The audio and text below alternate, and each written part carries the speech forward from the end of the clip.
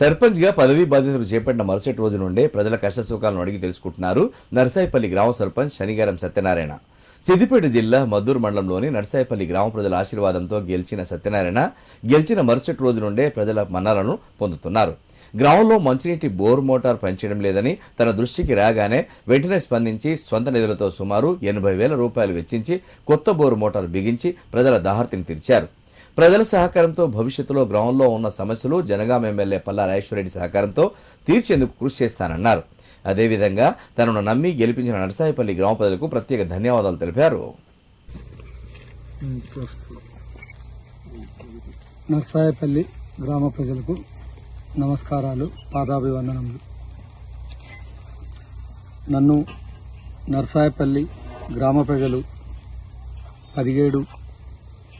17/12/2025 రోజున భారీ మెజార్టీ ఓట్లేసి గ్రామ ప్రజలందరూ అవ్వలు, అక్కలు, చెల్లెలు, తమ్ములు, అన్నలు, అన్న తమ్ములు అందరూ కలిసి సత్యనారాయణను ఒకసారి సర్పంచ్ చేయాలని అందరూ కలిసికట్టుగా నాకు భారీ మెజార్టీ ఇచ్చి సర్పంచ్గా అవకాశం కల్పించినారు. మరి ఒకసారి నర్సాయిపల్లి గ్రామ ప్రజలకు పాదాభివందనములు. నేను నిన్న ప్రమాణ స్వీకారం చేయడం జరిగినది.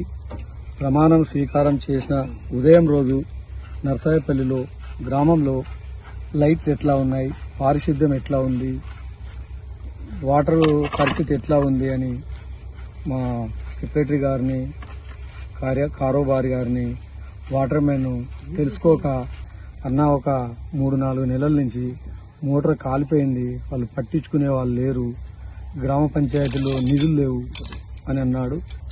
నా సొంత పరిచయస్తుల ఫ్రెండ్షిప్ తోని ఆ మోటార్ ఇక్కడికి తీసుకురావడం జరిగింది.